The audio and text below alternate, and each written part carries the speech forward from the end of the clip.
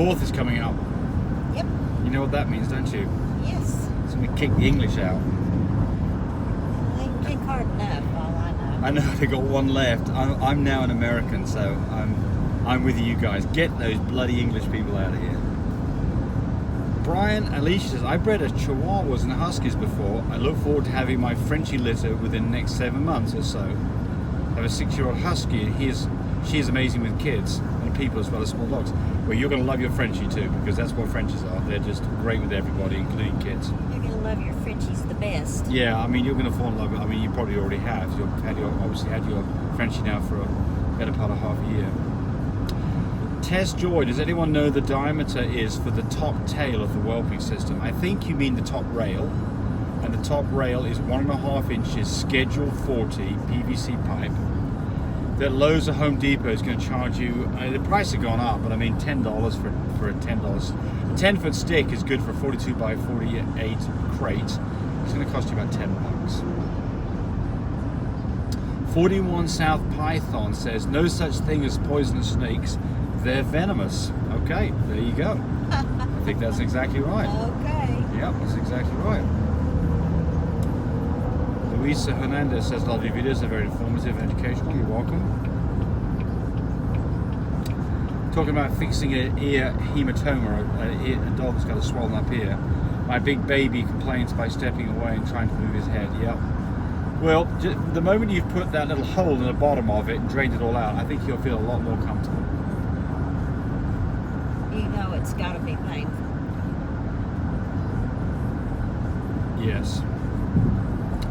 Orlando, here's a good one. If both parents are 4-panel clear, does that mean the whole litter will be Yes. 4 caliber as well? Yeah. Yes. Absolutely. Yes. Yeah. Speaking of litters, I've got my new fluffy carrier litter out of Love My Buble in Paris.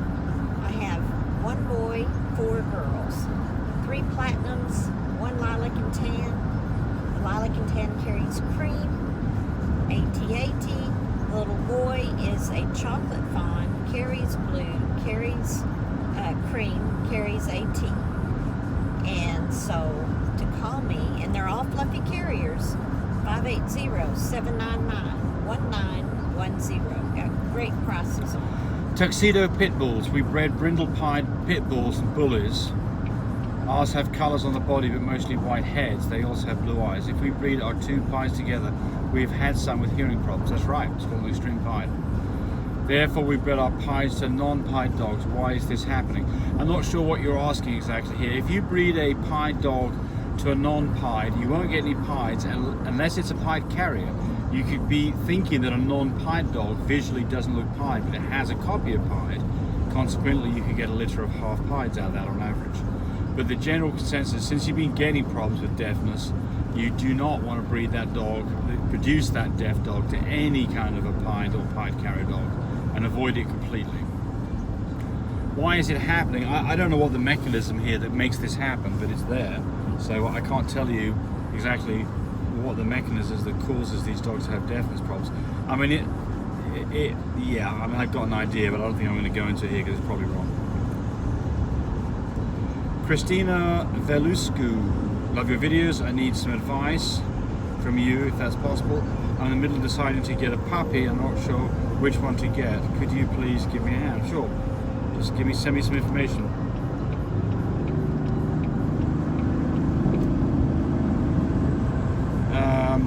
Tessa Joy, I think this is the same one we had before. Let's have a look. It is, okay. So we've already answered Tessa Joy's question.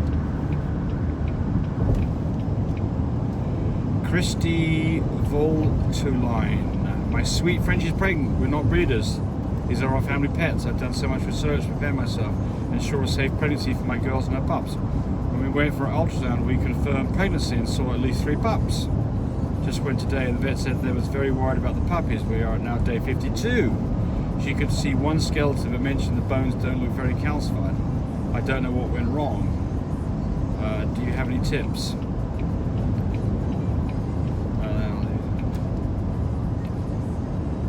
I'm kind of upset with my vet because she told me that my girl needs 30% protein, 20% fat.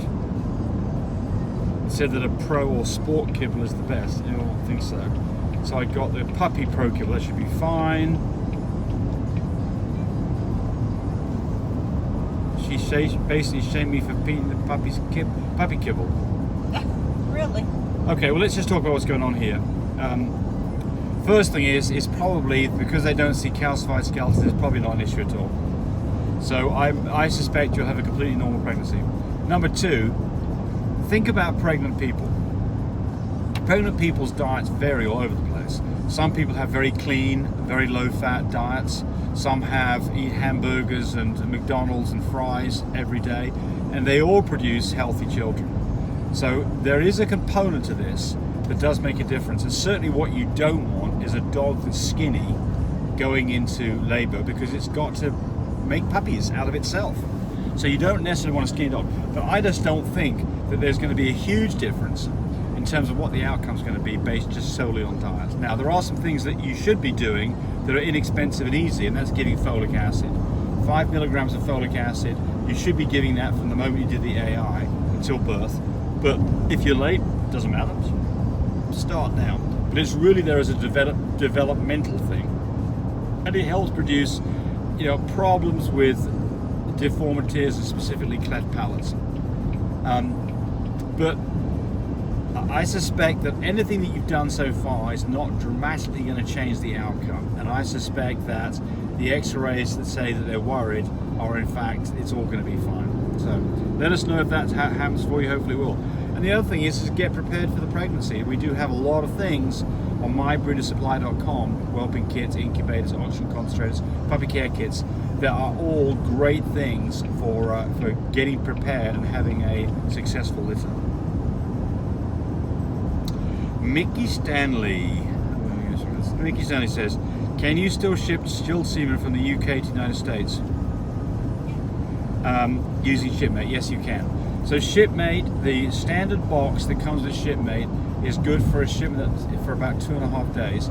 If you put that box inside another insulated box, you can double or even triple the length of time the semen will stay alive. So I've kept semen alive for 10 days in a shipping box by having enough insulation. So the answer is typically a shipment from the UK to the United States takes 2 days, so you're fine with a regular box. It works beautifully.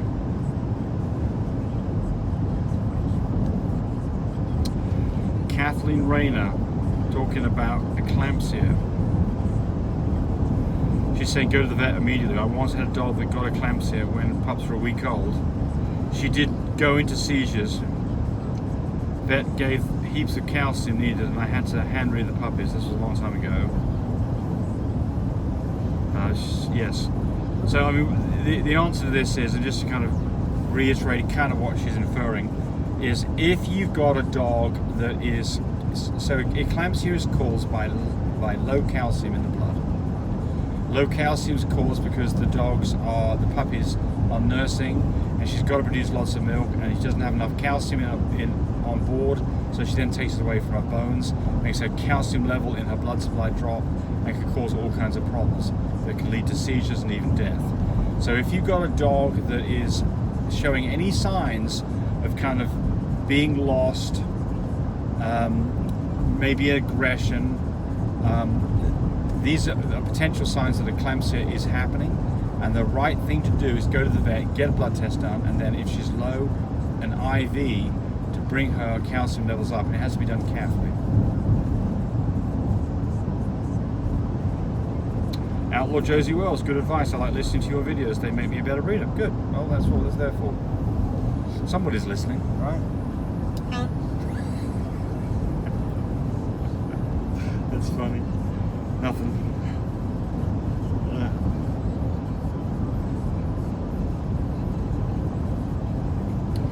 Okay, we'll do one more here.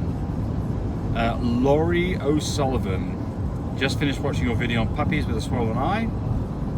You mentioned opening the eye up a little bit to allow the bad stuff out. Just wondering if this is okay to do on a newborn puppy. I guess it's okay to open the eye of a puppy before they open naturally. Thanks so much for your time. Try not to open up a newborn puppy's eye. Try to see if it'll squeeze out at the sides. Yeah, so what you typically see is a crustiness appearing on the eye. Sometimes the whole eye line where the two eyelids meet, or just in the corner. if the eye is really swollen and it is getting a little bit of crustiness on the corner of the eye, you may be able to take it. I would take a wet rag and just wipe, wet warm rag, wipe across the eye, and see. Maybe the pressure from you wiping with the wet warm rag will empty it. But yeah. Please don't open up. Now, we're not asking you to do this. this. We're saying, what we're saying is if you can get the corner open, you can then wipe the eye towards that corner. Typically, it's this side here, not the nose side, but the side of the face where you see a little opening. If you can get that across and get the muck out, do it. And then if you can do that, then go get some terramycin and squeeze some terramycin in there to help with the infection. Now, we've had, over the years, a few puppies that have had this problem, and they've all been okay. Now, Chanel had a puppy that wasn't okay with this. I can only remember one time. I can remember a few times having it. There's always, you know, you're worried whether the eye's even going to be there when it opens up. They've always been okay, but certainly you want to try and get this thing sorted out as soon as you can. And typically it doesn't show up till puppies are 4 or 5 days old, not so typically when they're born. Okay, so for that one, bye buddy. Happy July the 4th coming up in a few days. Bye. Thanks for watching the video. I really appreciate people who subscribe to me. It helps me, encourage me to do more of these videos. But do remember, disclaimer here, I am not a vet. I'm not a licensed medical professional. I'm purely a person who's been breeding dogs for the last couple of decades. Any information that you got from this video, use at your own risk. There's nothing implied here, and certainly this should not be used as a substitute for advice from your veterinarian or your medical professional. I hope you enjoyed the video. Come back for more of them. Bye.